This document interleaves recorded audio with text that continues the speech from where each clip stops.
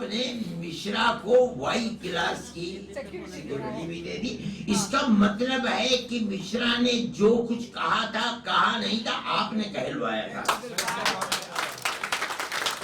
آج آپ اس کی حفاظت کی ذمہ داری کیوں لے رہے ہیں؟ یہ سوچنے کی بات ہے. ارے بھائی اس کو کوئی نقصان نہ پہنچ جائے. آپ نے وائی کلاس کی، یعنی مطلب یہ ہے اس کے ساتھ مجھے بھی اکھلیش کی گورنمنٹ نے مجھے وائی کلاس کی دی تھی. یعنی آپ کے پاس ایک گاڑی ہوگی جس کے اندر تقریباً 7 آدمی ہوں گے، ایک آپ کے ساتھ بیٹھے گا، 6 اس کے ساتھ ہوں گے، وہ آپ کے ساتھ گاڑی چلے گی. کہیں کوئی آپ کے اوپر نظر اٹھا کر کے نہ دیکھے. یہ کیوں ہو رہا ہے؟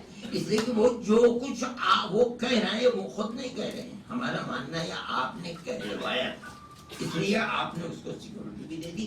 مطالبہ تو یہ تھا ہر طرف سے کہ اس جھگڑے کو پیدا کرنے والا، ابھارنے والا، گنڈوں کو لے کر کے آنے والا یہ مشرا ہے، اس لیے سب سے پہلے اس کی گردن پکڑی.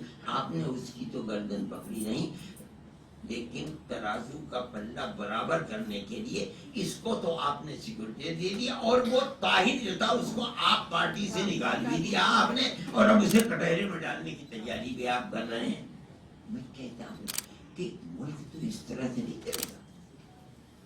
یعنی اس کا مطلب یہ ہے کہ آپ اپنے اس ملک کے اندر کسی ایک خاص طبقے کو جینے کا حق نہیں دیتے.